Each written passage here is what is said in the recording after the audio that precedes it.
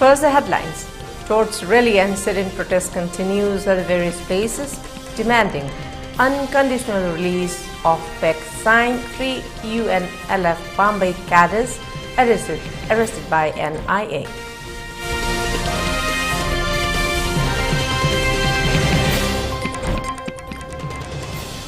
Eastern Nagaland shut down and proposed government works over frontier Nagaland dispute.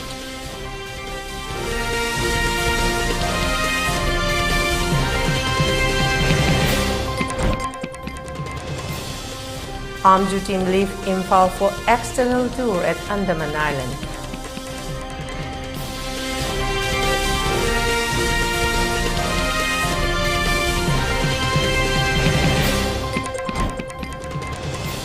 Drugs worth ₹94 crore destroyed in Kalakandi, Assam.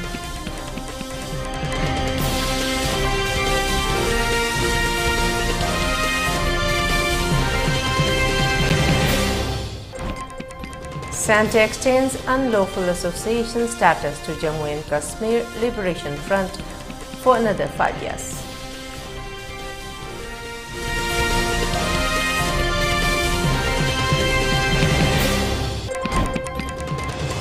And curfew relaxation in Imphal East, West and Topal districts till 10 p.m. for curfew till 8 p.m. in Bishnupur district. Curfew has been relaxed till 5 p.m. today.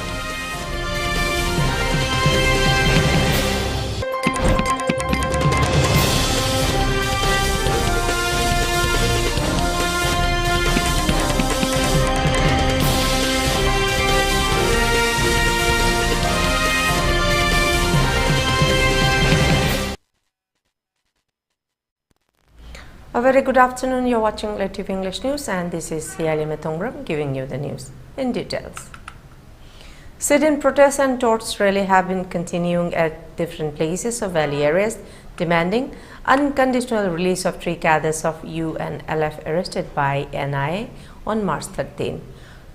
Torch rallies were organized demanding unconditional release of the 3 cadres of UNLF Bombay arrested by NIA last night at different places of Imphal West District.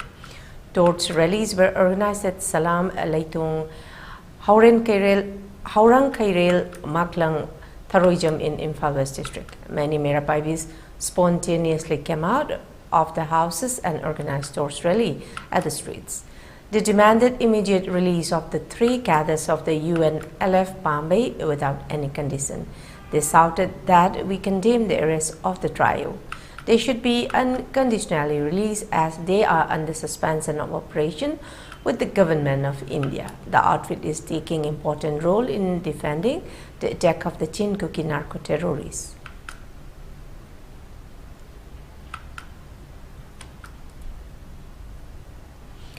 Meanwhile, the Merapaibis of Mayang Imphal today blocked the main roads and inter-village roads at Mayang Imphal and Ilongbi, denouncing the arrest of 3 cadres of the Bombay-led United National Liberation Front who signed a peace talk with the government of India.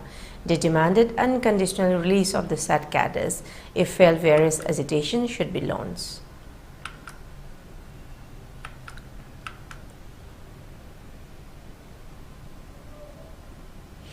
Sit-in protest at Lamsang conducted a sit-in protest denouncing the arrest of 3 cadres of the Bombay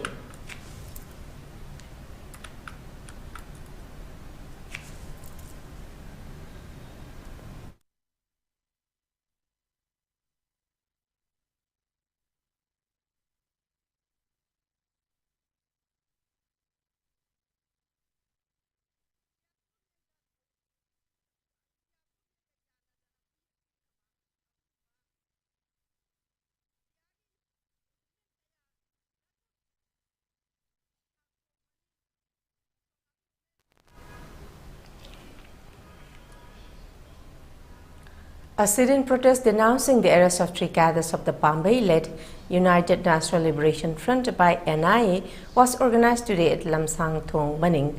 Merapaibis of Linthoingambi Women's Welfare Association and Universal Madasa Organization, Lamsang branch took part at the protests. N. Tampha Devi, Secretary of Linthoingambi Women's Welfare Association, expressed that we condemn the arrest of the 3 cadres of Pambay-led UNLF, including Chief of Army, on March 13 by NIA. The trio should be released unconditionally as they are the members of the Pambay-led UNLF who signed a peace talk with the government of India. She asks how the NIA arrested the cadres without the consent of the Chief Minister. The Chief Minister should be informed prior the arrest of the cadres as he is the head of the government of the state, she added.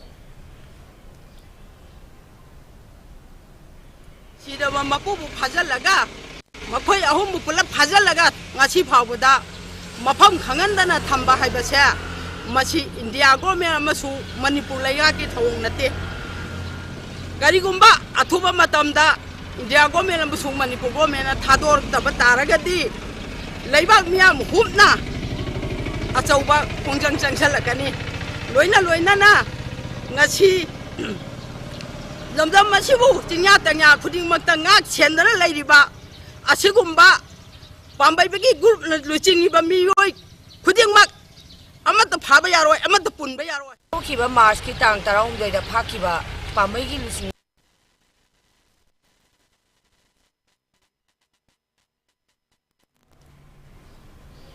To boost its presence in the upcoming Inner Manipur Parliamentary Constituency election, the Communist Party of India Manipur State Council CPI-MSC has announced Laishram Sachin Kumar as its candidate.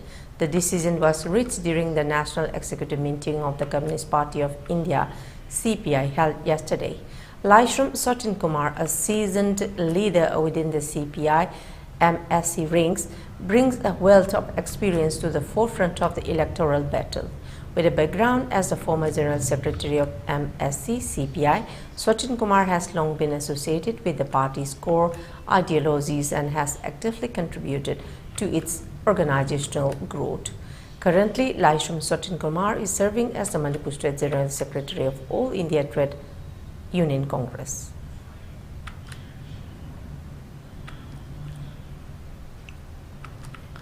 A team of All Manipur Working Journalists Union (AMJU) today left Imphal for Andaman Island for external tour. The team included 18 women and 12-man journalists. Chief Minister of Manipur N. Biren flagged off the team from Manipur Press Club today. The tour was organized by Directorate of Information and Public Relations. Speaking to media person, Chief Minister N. Biren praised the role played by the journalists in the state. On the other hand, he spoke about the upcoming Lok Sabha election. On the other hand, he wished and gave blessing to the team for safe journey. Besides, the security arrangement has been made in consultation with the Andaman government for the visiting AMJU team. He added. Mount Manipur and one Hokiba. Adugi mafamdu ngasi setkan habis I feel proud and I nasu I is haitigi ada ladiba pai pudu dai lamna sajing chali musiki tang dai kurumjari roina adugumba ekhoigi permission nasu I or matungda magi Mount Manipur urakanda yengakanda adugumba madugi dangda ekhoi recognition piriba ekhoi respect piriba ekhoigi historically mafam ama thambiriba adugumba Bharat ki Prime Minister appreciate toba Indian Home Minister appreciate toba won thoina khali adu tawchu torkane thaje na khoi mayam nasu moi na chalise soingam dana Yauba, the Swingam, the Salurgam, Halapa, I decided to get already we have taken up all the required security measures. Yesterday also I took a review of the security, the deployment of the security process in the outer and the inner parliamentary constituencies, and I have instructed all the concerned security officials to keep alert so that we can to avoid any unwanted accident during the election. The traditional rituals of the Lamta Thangsa have been performed today across the state, as today is the first Saturday of the Manipuri month Lamta. All aged women perform the rituals of the Lamta Thangsa at the roadside and at the junctions of the roads in the morning. It is believed that the ritual of Lamta Thangsa will sweep out the devils and peace will come. The ritual is practicing since the time immemorial.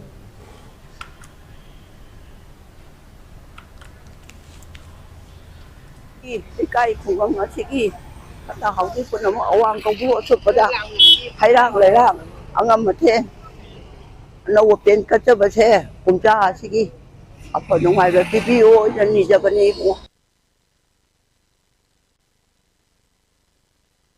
Habis lepas marah tak naba, ada lagi sada nauda naba, ada lagi asoi ngam yau dan naba, ada lagi aku yang thong puding galai di besing se mama maca, ada mapi la kaina dan naba, asyik gumba laida, moi gi sakta ko pila thong ni jaban.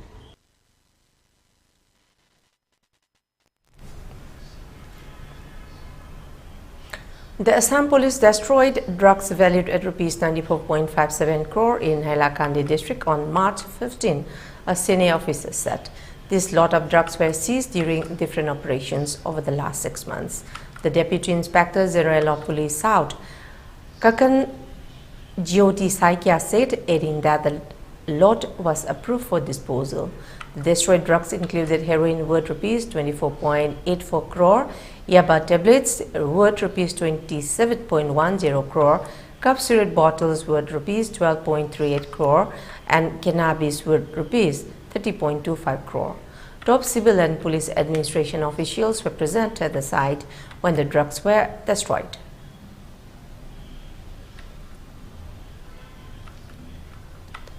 On the other hand, in yet another successful crackdown on illegal trading of banned cough syrup in the state, Assam police during a narco checking in Karimganj under Chudaibari police station seized more than 64,000 bottles of banned cough syrup on March 15.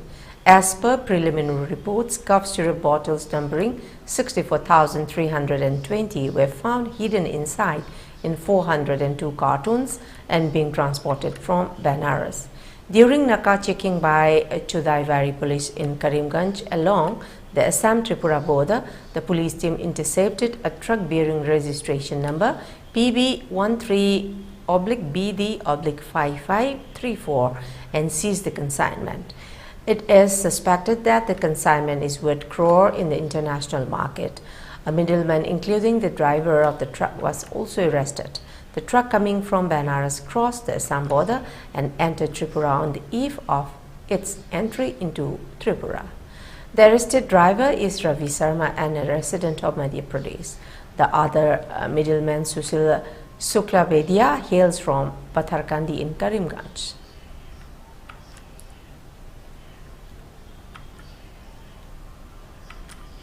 The Jammu and Kashmir Liberation Front of Mohammad Yasin Malik faction has been designated as an unlawful association by the Modi's administration for an additional 5 years. The outlaw group is still actively promoting secessionism and terrorism in Jammu and Kashmir. Anyone found to be undermining the country's security, sovereignty or integrity shall be subject to severe legal repercussions. The Jammu and Kashmir People's League has 4 factions: JKPL Mukhtar Ahmad Waja, JKPL Wasir Ahmad Tota, JKPL Ghulam Muhammad Khan, and JKPL Ajit Sekh, led by Yaqub Sekh. The MHA has declared these factions as unlawful associations adhering to Prime Minister Elias Narendra Modi Ji's policies of zero tolerance towards terrorism. These groups were complicit in the instigation of terror and the encouragement of secession in Jammu and Kashmir. The Modi administration is dedicated to putting an end to terrorism and all its forms.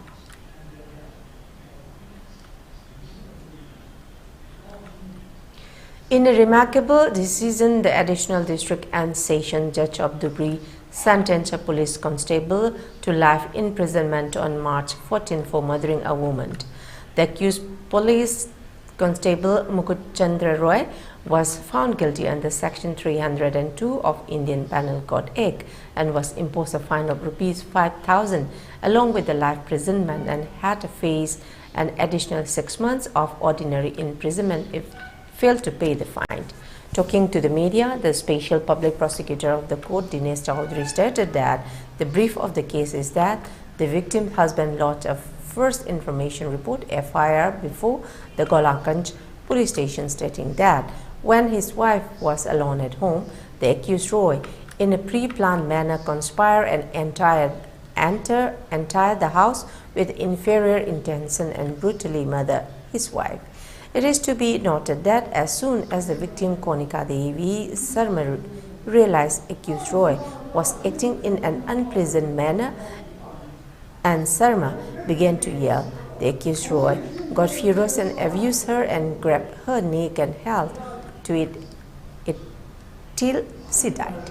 The 4-year-old daughter of the victim witnessed the entire heinous deed. Later, the victim's husband Sukul Chandra Deep Sarma lodged a FIR on Golaganj police station. The case was registered bearing case number 606/2012 against the accused person, namely Mukut Chandra Roy, and the matter was taken up for investigation. Upon completion of investigation, the case based on the material in the case diary, the court of the additional and session judge Syed Burhanur Rahman presided over session case number 357/2013 at the Dhubri District Court and found the accused guilty after hearing 16 witnesses, highlights the gravity of the crime committed by Roy and served as a significant step towards ensuring justice for the victim. The judgment further stated that the victim must have undergone immense physical pain and agony when the offense was committed by the accused, and not only had the convict gone on to commit the ghastly, abominable, inhuman and barbaric act, the extent of the barbarism committed by the convict accused is also reflected from the fact that he grabbed her neck in order to muffle her voice. The judgment was made with a sense of relief and satisfaction by the family of the murdered victim, who had waited for a decade. The successful culmination of legal proceedings signifies not only a significant achievement in delivering justice, but also a deterrent message against acts of violence and criminality in the region.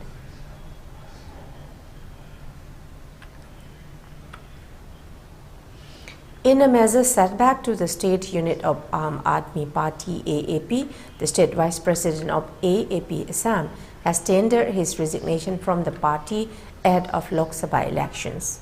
In a letter to the party high command, Jitul Deka, who held the post of vice president of Assam unit of AAP party, announced his resignation from the primary membership of the party without mentioning the reason behind his decision. Earlier, in a significant political development, the Aam Aadmi Party AAP has withdrawn its candidate from the Guwahati Lok Sabha seat in Assam. The party, however, will be contesting from the Dibrugarh and Sonitpur constituencies in the forthcoming elections. Meanwhile, the opposition has already announced AJP leader Lurin Jyoti Gogoi as their joint candidate from Dibrugarh, signaling a unified front against the ruling party. In a related development, Bhupen Bora has penned a letter urging AAP, CPI and CPI-ING to join forces for the 2026 state elections, hinting at a potential sieve in the political landscape.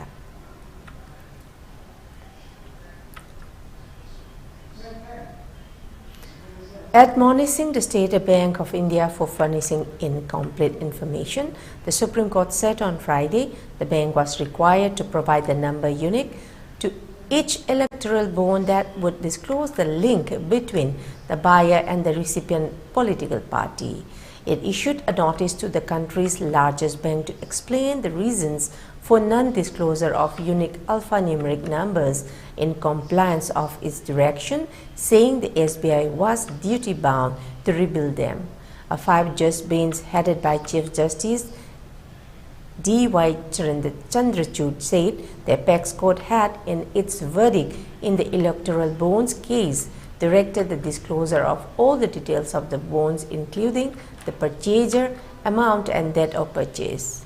All details have to be furnished by the SBI, the CJI observed a day after the Election Commission put out the entire list of entities that purchased electoral bonds for making political donations. The bench, also comprising Justices Sanjeev Khanna, B.R. Gavai, J.B. Pardiwala and Manoj Mishra, issued notice to the SBI and processed the matter for resumed hearing on March 18.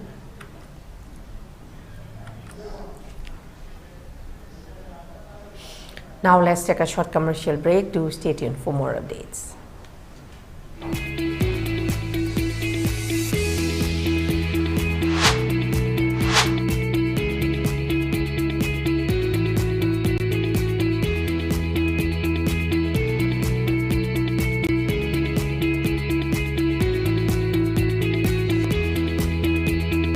It's the pinnacles of success for your children.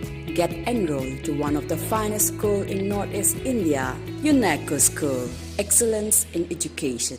Diabetes ko loina da hingliba sing tha magi manungda control to bangamle. Urea creatinine wangbasu tha magi manungda hanthaba ngamle. Khong hamba nungaite basu numit manga nigi manungda fahan bangamle.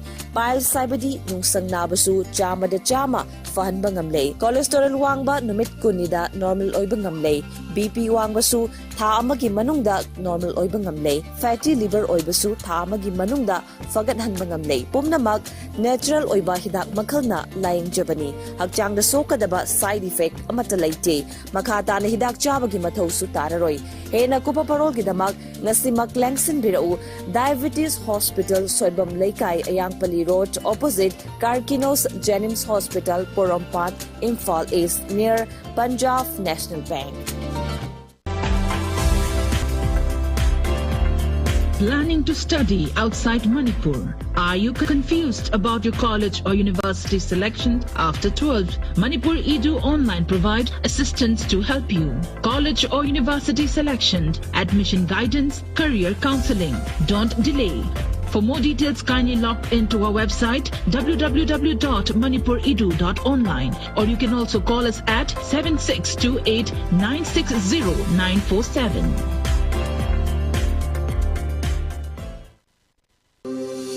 Welcome you all to UNESCO School Chanum, Imphal East, a fully residential school ranked Manipur #1 in All India School Ranking Awards 2023-24 by Education World in Co-Education Boarding School category. Academic session for 2024-25 will begin on 1st April 2024. Registrations are open for classes 4 to 9. Hurry up for registration.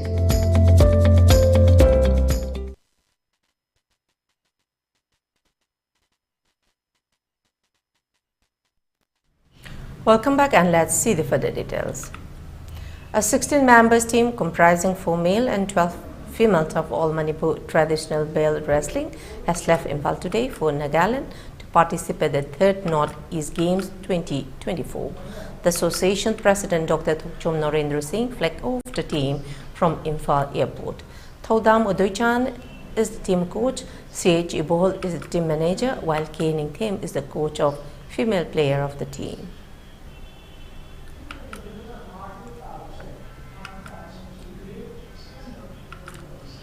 Major General Manish Kumar assumed charge as IG Assam Rifles Note on March 15. He took over the charge from Major General Vikas Lakhera, who was recently promoted to the rank of Lieutenant General. Major General Kumar was commissioned into the Jammu and Kashmir Rifles in December 1992. He has commanded an infantry battalion in Rajasthan and Assam, and subsequently an Assam Rifles sector in Nagaland. A postgraduate from Defence Services Staff College, Wellington, Kumar has vast operational experience, having served extensively in Jammu and Kashmir and Northeast. Kumar extended greetings to the people of Nagaland and Arunachal Pradesh, expressing his commitment to their ongoing progress and well-being in complete synergy with all other central and state stakeholders.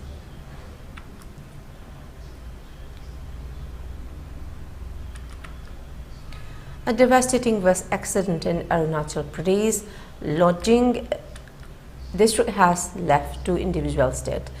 The ill-fated bus operated by the Arunachal Pradesh State Transport Services was en route from Waka to Chongkham when it veered off the road and plunged into a steep gorge.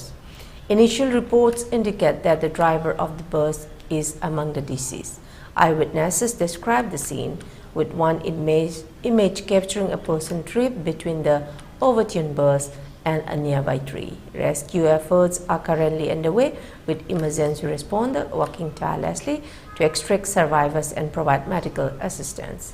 Those injured in accidents have been transported to the district hospital for urgent treatment.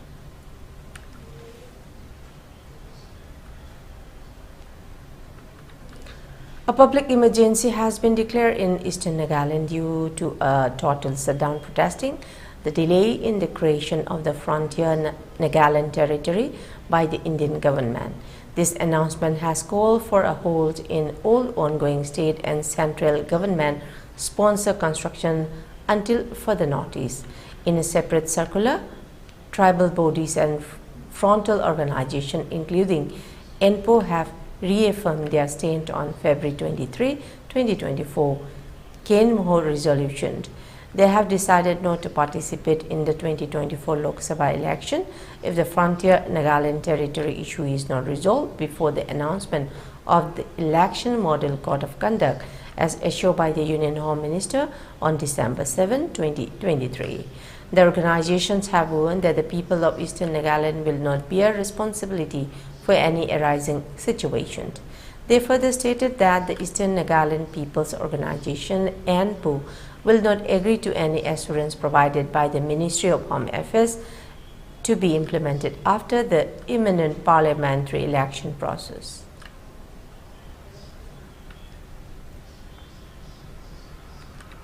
The National People's Party (NPP) officially launched its campaign for the upcoming Lok Sabha elections on Friday in Adogre village, North Garo Hill District, Meghalaya. The meeting, attended by NPP party workers, was led by the party's national president and Meghalaya Chief Minister Conrad Sangma. The party's MP candidate for the election, Agatha Sangma for Tura constituency and Dr. Amparin Lindo for Silong constituency, were also present along with all MLAs from the NPP party. During the meeting, the Chief Minister stated that this launch was a continuation of a tradition started during late P.A. Sangma's tenure. He expressed his belief that this was a good omen and an auspicious start to their campaign. The party also welcomed new members, including those from different political parties and retired government servants. Meghalaya Chief Minister Conrad Sangma has expressed his intention to emulate his father, the founder of the National People's Party, the late P.A. Sangma. Consequently, the party officially commenced its Lok Sabha election campaign from Chenangre Stadium in Adgre, a traditional initiated by its father. During the meeting, the NPP welcomed new members from various political parties and retired government workers. The rally saw participation from hundreds of residents from different locations in the Garo Hills region. The party and its mostly female voter base are particularly excited as both the candidates are women. Agatha Sangma, the incumbent MP and candidate from Tura Lok Sabha constituency, in her speech highlighted the government's development schemes and emphasized that the current state government prioritizes development in every department for the people of Meghalaya. Regarding national strategies for the upcoming MP elections, Chief Minister Conrad Sangma stated, "We are yet to make a final decision. We have been approached by numerous individuals. As a national party, the National Committee has granted its consent for the National President to make the decision.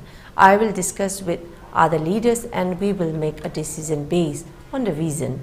However, as of now, we are focused on Silong and Tura. The two seats we are sure of and have not yet decided on the others."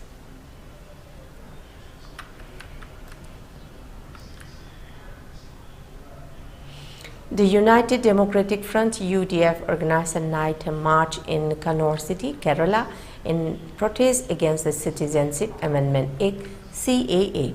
The CAA, which grants citizenship to undocumented non-Muslim immigrants from Pakistan, Bangladesh and Afghanistan who came to India before December 31, 2014, has faced widespread criticism. Kerala Chief Minister Pinarayi Vijayan on Monday renewed his opposition to the CAA, condemning it as a law that promotes religious division. He asserted that the contentious law would not be implemented in Kerala. The stance of the government on the Citizenship Amendment Act (CAA) remains the same, said Vijayan in a statement, adding that Kerala stands united against this law. This statement was released shortly after the central government announced its intention to enforce the contentious CAA 2019. However, the Congress-led UDF accused Chief Minister Vijayan of misleading the public by claiming that the CAA would not be implemented in Kerala, as per reports from PTI. VD Satisan, leader of opposition in the State Assembly, pointed out that the CAA is a central law passed by the Parliament and its rules have been notified. He remarks that claiming the CAA will not be implemented in Kerala is baseless. Satisan asked the Chief Minister to show sincerity by withdrawing cases against individuals involved in the anti-CAA protests of 2019 and actively join the movement against the implementation of the legislation.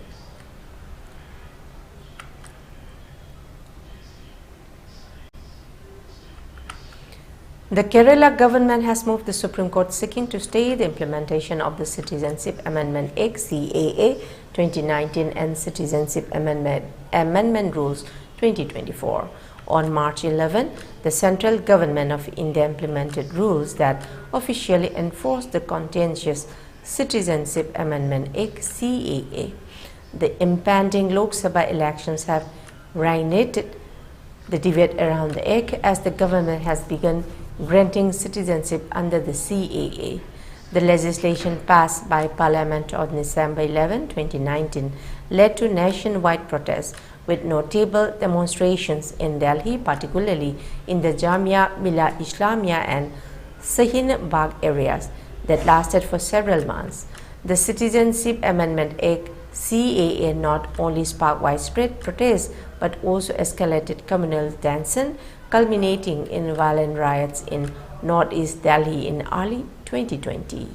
The unfortunate events led to the tragic loss of numerous lives and left hundreds injured.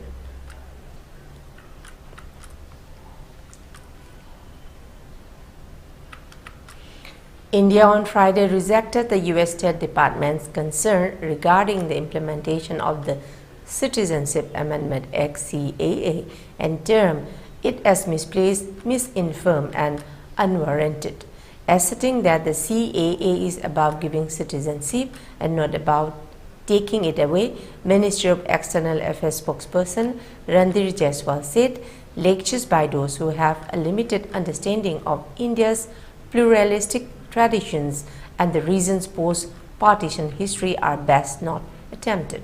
As regard the US State Department's statement on the implementation of CAA and comments made by several others, we are of the view that it is misplaced, misinformed and unwarranted, Randhir Jaiswal said, addressing a weekly media briefing. Partners and well-wishers of India should welcome the intent with which this step has been taken, Randhir Jaiswal said in response to questions on the Act.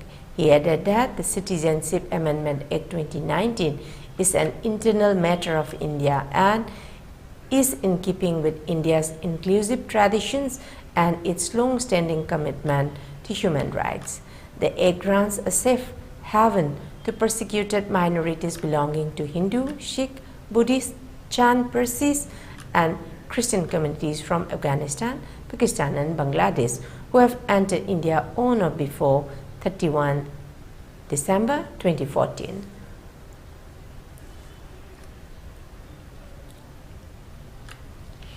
Here we have another short commercial break. To stay tuned for more updates. Welcome you all to UNLF School Chanum, Imphal East, a fully residential school ranked Manipur #1 in All India School Ranking Awards 2023-24 by Education World in Co-Education Boarding School category. Academic session for 2024-25 will begin on 1st April 2024. Registrations are open for classes 4 to 9. Hurry up for registration.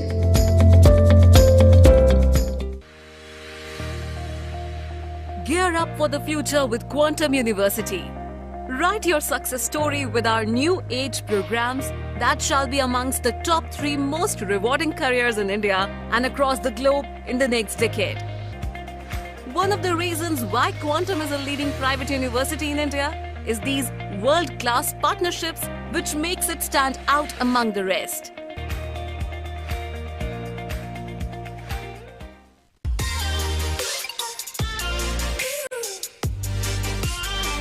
Presto Personalized Wonders, Imphal Nauna Hangdok Cherry, Haidibasida, Personalized Gifts, Corporate Gifts, Awards and Mementos, Home Decor, Office Rubber Stamp Nachingba, Potlam Sing, Mafamasida Pambigani, Nasimak Langsin Birau, Tilla Grass Enterprises, Presto, Tangal Bazar near Kasturi Tong, Imphal.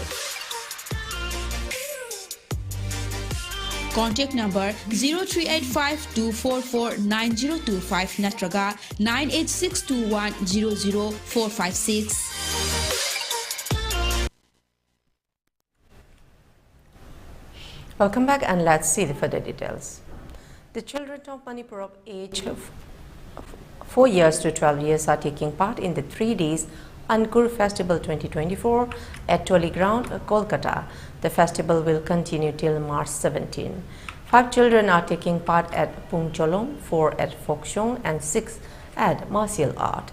The festival is being organized by Anjika every year. Today, the Manipuri children will showcase their performance at Kolkata Raj Bhavan.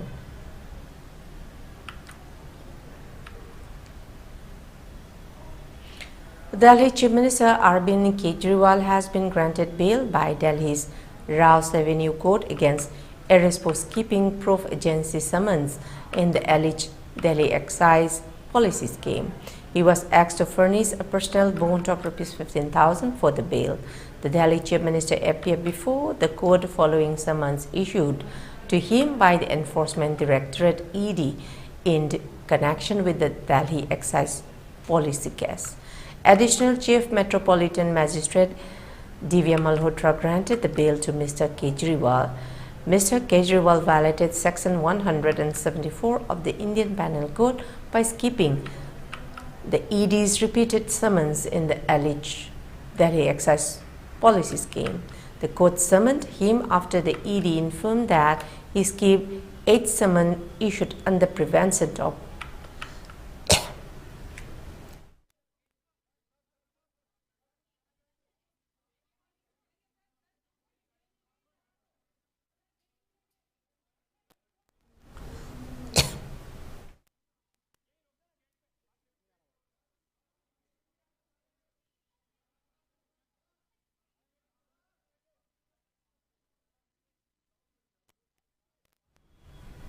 The court summoned him after the ED informed that he skipped 8 summons issued under the Prevention of Money Laundering Act, accusing the Narendra Modi government of targeting opposition leaders. Mr. Kejriwal skipped the illegal summons and insisted on appearing only through video conferencing. However, the ED insisted on his physical appearance, stating there is no provision for virtual questioning. Top AAP leaders, including former Delhi Deputy Chief Minister Manish Sisodia and Rajya Sabha MP Sanjay Singh, have been arrested by the ED in a money laundering case relating to Delhi's now scrapped excise policy. Mr. Kejriwal's name has appeared multiple times in the ED's charge sheet, indicating his alleged involvement in the case.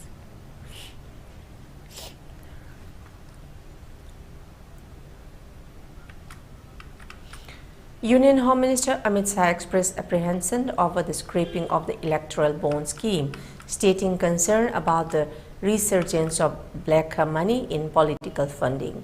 His remarks came during his address at the India Today Conclave 2024, marking his first reaction following the Supreme Court's decision to strike down the scheme last month. Shah emphasized that the electoral bond scheme was initially introduced with the intent to eradicate black money from political contributions. He refrained from directly commenting on the Supreme Court's ruling, but expressed willingness to engage in discussion regarding the scheme's objectives and implementation. The electoral bond scheme, initiated by the central government in 2018, faced judicial annulment by the apex court, sparking debates on its efficacy and implication on political financing. Highlighting the operational mechanics of the scheme, Shah explained the transition from cash donation to a regulated process where entities were required to procure bonds from the Reserve Bank of India using checks before donating to political parties. Responding to allegations of undue benefits to the BJP, Shah questioned the disappearance of a significant portion of the total bond value. He disclosed figures indicating the distribution of funds among various political entities, with the BJP receiving a substantial amount alongside the major parties. Challenging criticism directed at the BJP's funding, Shah criticized opposition parties for disproportionate contributions relative to their parliamentary representation. He defended the transparency of the scheme, asserting that transactions were traceable in both party and donor bank accounts. In a related development, the Supreme Court admonished the State Bank of India for non-disclosure of electoral bond data, underscoring lapses in compliance with previous directives. The Election Commission of India recently published electoral bond data on its website, shedding light on purchases and encashment made by parties and donors.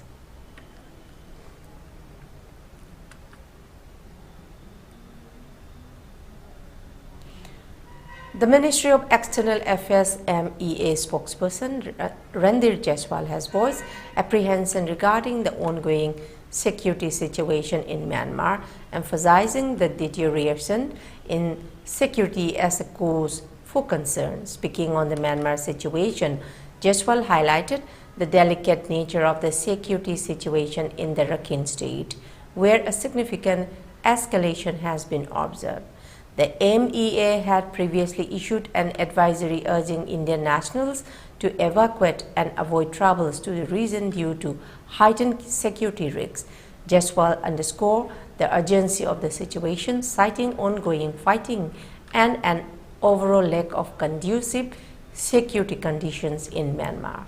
He reiterated the MEA's call for peace, stability and constructive dialogue in the country, advocating for the establishment of an inclusive federal democracy through dialogue and constructive engagement. Earlier on 6 February, a cautionary advisory was issued urging all Indian citizens to refrain from traveling to Myanmar's Rakhine state due to escalating security concern. The advisory highlighted disruption in telecommunication, including landlines, and a severe shortage of essential commodities as contributing factors to the deteriorating situation. Additionally, Indian citizens currently present in Rakhine state were advised to promptly vacate the area for their safety.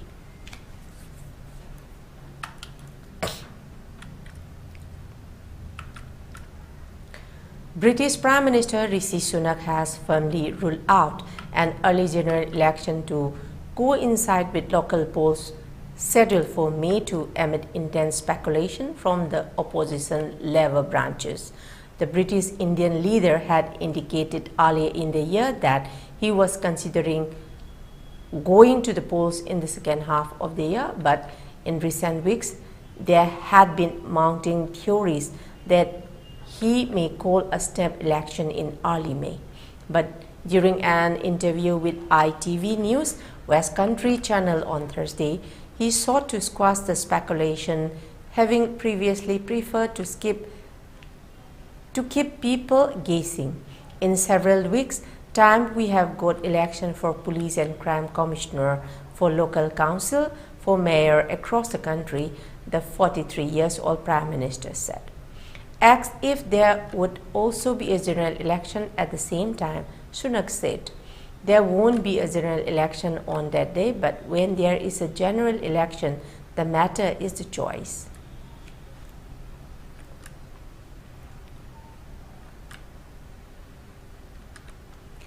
Voters headed to the polls in Russia on Friday for a 3-day presidential election that is all but certain to extend President Vladimir Putin's rule by 6 more years after he stifled dissent. The election takes place against the backdrop of a ruthless crackdown that has crippled independent media and prominent rights groups and given Putin full control of the political system. It also comes as Moscow's war in Ukraine enters its third year.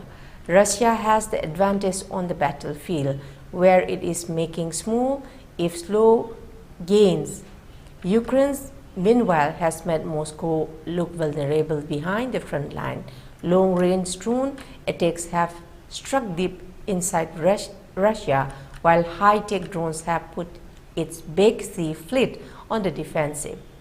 Voters are casting their ballots Friday through Sunday at polling stations across the vast country's 11 time zones, as well as in illegally annexed regions of Ukraine. Russians also can vote online, the first time the option has been used in a presidential contest. More than 2 lakh people in Moscow voted online soon after the polls opened, authorities said.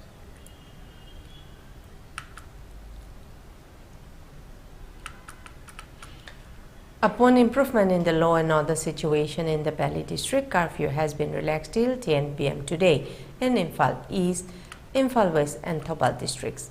In Kaching district, curfew has been relaxed till 8 p.m. today. However, in Bishnupur district, curfew has been relaxed till 5 p.m. today.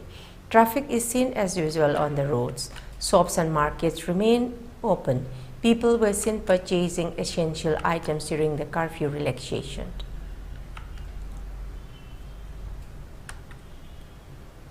For ELITETV News Channel, contact to the email address info@elitetv.in or 94028909982 and subscribe to ELITETV YouTube channel or follow on Facebook page, Instagram and X for more information about the channel.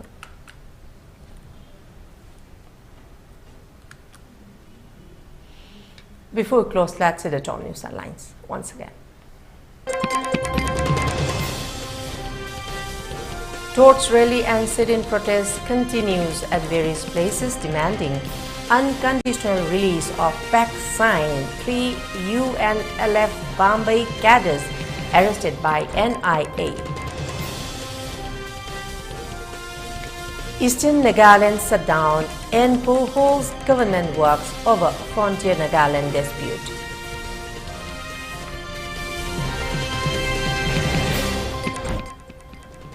Amju team leave Imphal for external tour at Andaman Island.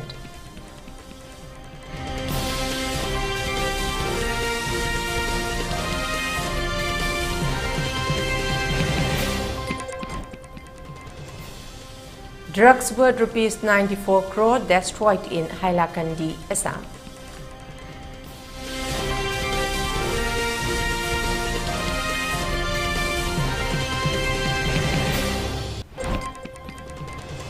Santa extends unlawful association status to Jammu and Kashmir Liberation Front for another 5 years.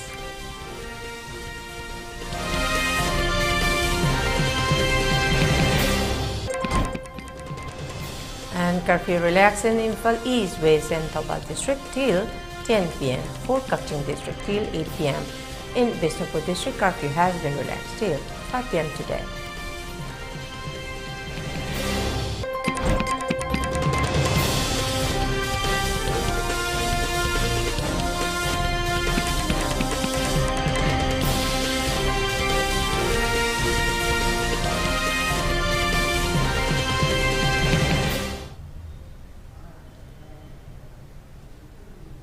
That's all for the moment. Thank you very much for joining us and keep watching ELITETV English News. For more updates, please do join us in 6 p.m. News Bulletin. Thank you very much and have a good day.